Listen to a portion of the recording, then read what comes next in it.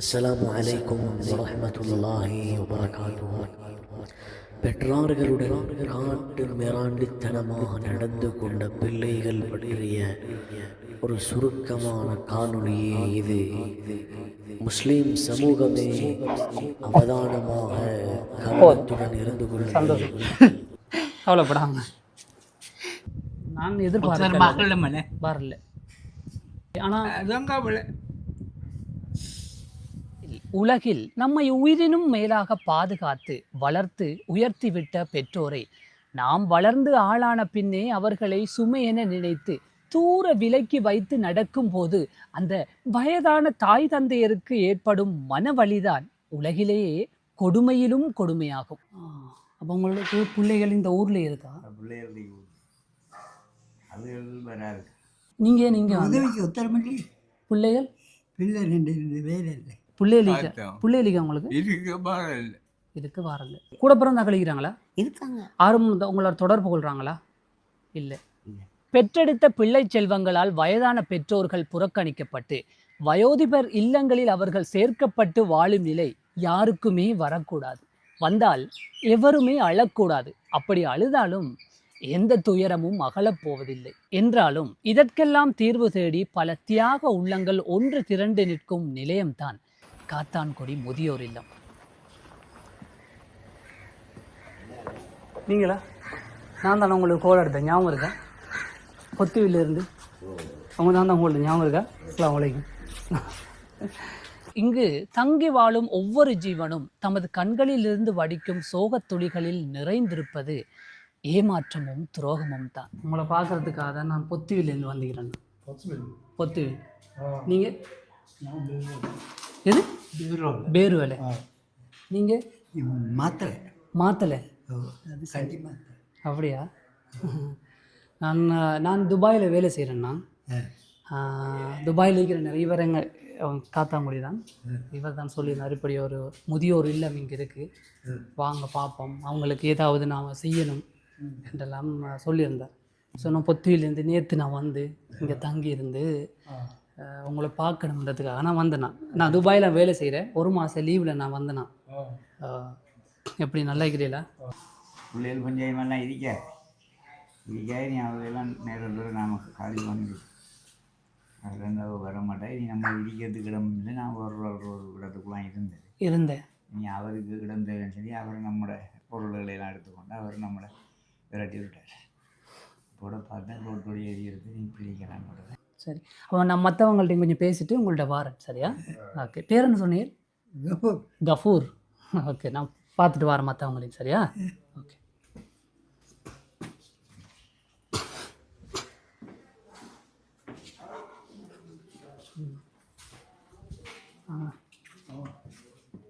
அஸ்ஸலாமு அலைக்கும்.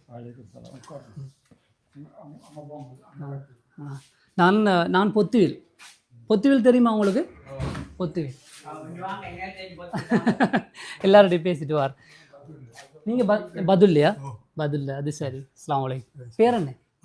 அன்வர். பிள்ளைகள் இருக்கா? எல்லாரும் இருக்கிறாங்க. அப்போ நீங்கள் இங்கே ஒவ்வொரு நிலைமையில மாறி வாரே தானே ஓடணும். அவங்க பார்க்க வராங்களா? வாரேன். நீங்கள் எந்த ஊர்?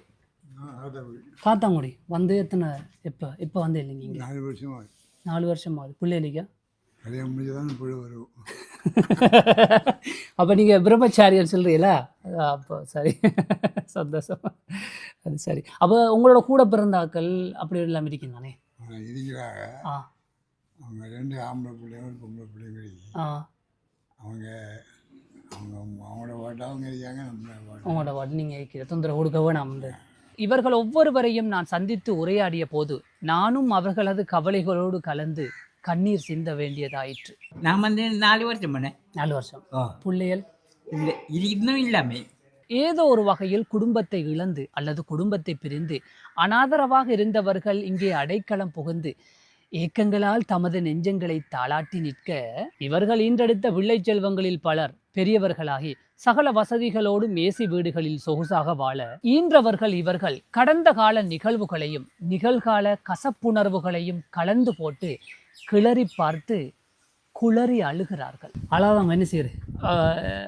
என்ன போல ஆள் இருக்குதான் உங்களை பார்க்க வர அதுதான் வந்துட்டு இல்லாட்டி அவ்வளோ தூரத்தில் நானே நீங்கள் வரேன். நீங்கள் துபாயில் எங்கே இருக்கு? நான் துபாயில் அல் பர்ஷாண்டு பட்ட ஒரு ஏரியா தானே அது.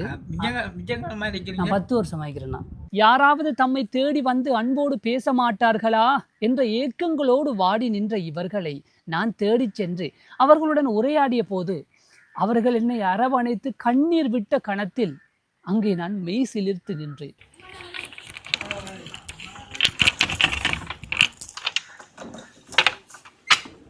அஸ்ஸலாமு அலைக்கும். அஸ்ஸலாமு அலைக்கும். நான் பொத்துவில். நீங்கள் அப்புறம் இது நான் மைக் நீங்கள் பேசுகிறத கேட்குறதுக்கா? ஓகே. பேர் என்ன? SHM Salim. SHM Salim. வந்த எப்போ நீங்கள் இங்கே வந்து எப்போ வந்தீங்க? I'm from Akurane. You're from Akurane. I'm an old mother, like an old boy. I can study well, but my father expired out to look after my family, my mother, sister and all. So that I am here. Okay. Where did you study? I studied Daidapai Mathar, English medium. English medium? Yes. Mathematics and distinction. அப்படியா? Science and Islam. Great. Then? You are Mr.? I am from Pottuvil. He is from Kathangudi. I am working in Dubai. How long? It's been like 10 years. Okay. Then just I came for vacation for a month. Can I sing a song? Can I sing a song? You can sing a song. Okay. Can I? ஏன் பிறந்தாய் மகனே, ஏன் பிறந்தாயோ, இன்னை ஒரு பெண்ணை என்று எங்கு ஊர் பணடிருக்க இதுவரை ஏன் பிறந்தாய் சிறுமகனே, ஏன் பிறந்தாய் மகனே, ஏன் பிறந்தாயோ, கைகாக பிறந்தால கணவன் கொள்கையிற கரண்மனம் இறங்க வந்தார் அன்னையடா, காதலுக்கும் பெருமை இல்லை கண்களுக்கும் இன்பம் இல்லை ஈந்தெடுத்த அன்னையடா, ஏன் பிறந்தா மகனே, ஏன் பிறந்தாயோ. எல்லாம் சரியா வரும். அல்லாஹ் உங்களுக்கு நான் பரக்கத் தருவான். ஒன்று மட்டும் எனக்கு திட்ட தெளிவாய் விளங்கியது. இவர்களின் தேவை தான் பெற்ற பிள்ளைகளின் அன்பு கலந்த ஆதரவும் பேரப்பிள்ளைகளின் பாச உணர்வுகளும் தமக்கு கிடைத்தாலே போதும் என்று எண்ணி வாழ்கிறார்கள். தார் இப்பதார் உங்களுக்கு தாரத்துக்கு அதனை வந்திருக்கிறேன் நான். நீங்க ஏன் கை நீட்டணும்? அல்லாஹ் உங்களுக்கு ரஹ்மத் செய்வான். மர்ம நாளில் அல்லாஹ் உங்களுக்கு மர்ம நாளில் நல்ல சுவர்க்கத்தை தருவான். ஆமீன் ஆமீன். உதவி செஞ்சேன், அதுக்காக தான் வந்துக்கிறேன். குளிக்கிறீங்களே, பள்ளி வேலைக்கு போக ரெடியா இருக்கிறீங்களா?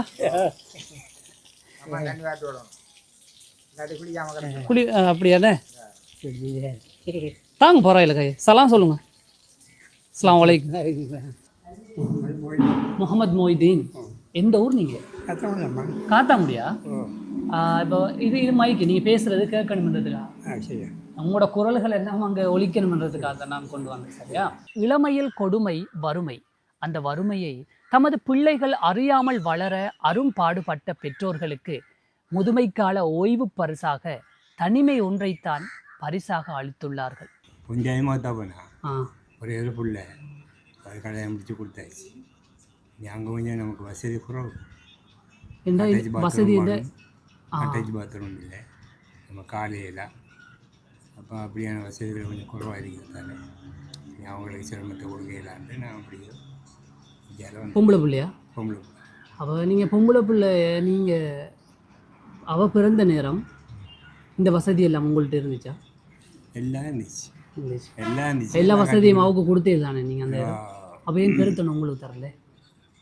அது காரணம் என்னென்னு கேட்டாக்கா, நாம் அவங்களுக்கு புள்ள ஊட்டிகள் ஆகிட்டாக்கா அவங்களுக்கு இடைஞ்சல கொடுக்கப்படாண்டு நாம் ஒதுங்கி வைப்போம்னு சொல்லி இங்கே நம்மளுக்கு சாலை வசதி ஒன்று இருக்கி அந்த ஒரு அபிப்பிராயத்தில் வர அவங்க வந்து பார்த்துட்டு போவாங்க.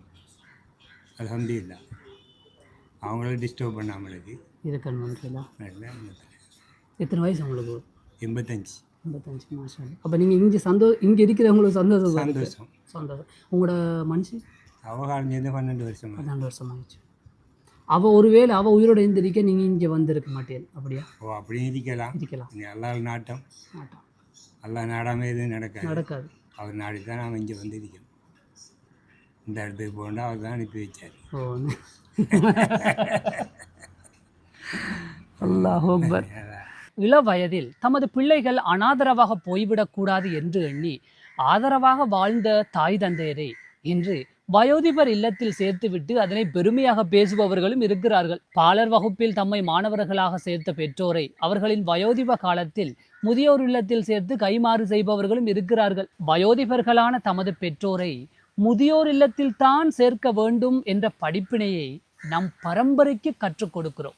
சரி, அதில் ஒரு குறையும் இல்லை. 3 நேரம் சாப்பாடு தண்ணி எல்லாம் கிடைக்கிறேன்.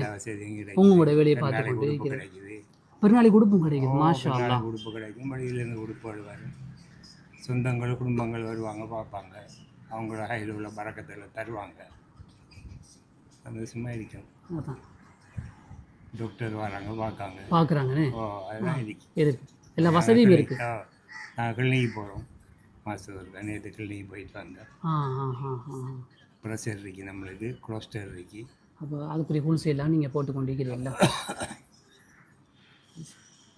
அப்படி போய்க்கிட்டு வாழ்க்கை இந்த 5 வருஷமாக வந்தேண்ணே. 5ஆவது வருஷம் நடக்குது. அப்போ இந்த இடத்த விட்டு வெளியில் நீங்கள் போகிறேன்னு சொன்னால் ஹாஸ்பிட்டலுக்கு தான் போவேன். அவ்வளோதான். வேறு வரங்கையும் போகல. வரங்கையும் போகிறேன்டா சொல்லிட்டு வந்து ஆக்கள் வந்து கொண்டு போகணும்.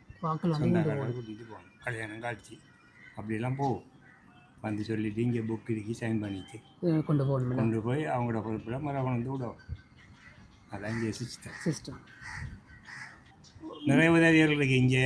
எப்போவுமே இங்கே எந்த நேரம் 2-3 அரிசி 3 அரிசி வரும். 20 கிலோ 10 கிலோ 20 கிலோ 25 கிலோ வந்து சாப்பாடு கறி மரக்கறி சாப்பாடு. இந்த ஊர் பணக்கார ஊர். இங்கே உள்ள மக்கள் கொண்டு வந்து கொடுத்தது. இலங்கை, துபாய், கத்தாங்குடி. நான் துபாயில் இருக்கிறேன். நான் அதில் சொல்கிறேன். முதியோர் இல்லம் இயங்குறதுக்கு அதிகமாக இங்கே உள்ள பணம் வசதி உள்ளவங்க உதவி செய்யலாம். மற்றது பொண்ணும் தான் ஆணும் தான் எல்லாம் பாருங்க. நேற்று கூட ஒரு வாளியில் ஜூஸ் கரைச்சி ஒரு ஆள் கொண்டு வந்து கொடுத்துட்டு போனார். எல்லாரும் டிஎன் ஊற்றி தரையா? இல்லை போதும். உங்களை சந்திச்சதே பேர் நிரம்ப இந்த சமன். நீங்கள் இருக்கீங்களையா? அவரை போகும்போதுன்னு வர இல்லை உரிச்சிட்டாரியா? கொண்டா உரிச்சிட்டா. எவ்வளோ அன்புன்னு பார்த்தீங்களா உங்களை? ஒன்றா உரிச்சிட்டேன். கொண்டா இல்லை நம்ம இந்த பழத்தடும் கொடுங்க, உரிச்சு கொடுங்க.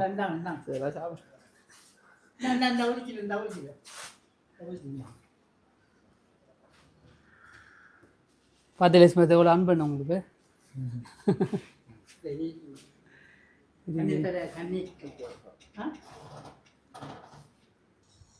தொழுவிட்டேனாக்கா அதுவாக கண்முடி கட்டாயம் நான் கேட்பேன். நான் போயிட்டுமா அப்போ? வலைஸ்லாம் போயிட்டுமாண்ணா. அஸ்லாம் வலைக்கும். போயிட்டுமா? நான் போயிட்டு வரேன். என்ன வேறு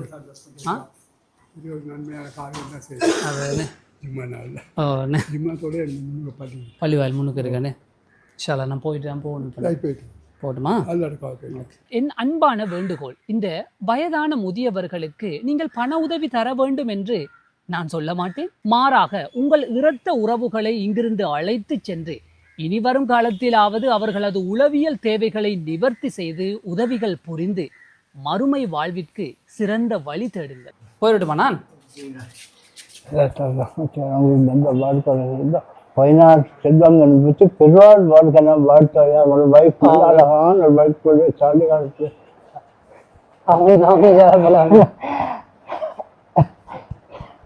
போதும். சந்தோஷம், கவலைப்படாம. இதற்கு மேல் என்னால் பேச முடியவில்லை. பேசினால் கண்ணீர் வெள்ளத்தில் மூழ்கி நான் இறந்து விடுவேன். அதனால் என் கண்ணீர் வெள்ளத்திற்கு தடை போட்டு உங்கள் இரக்க உள்ளத்திற்கு மடை திறந்து விடுகிறேன். பெருக்கெடுக்கட்டும் உங்கள் கருணை உள்ளங்கள். அன்புடன் முகமது மாஸ்டர்.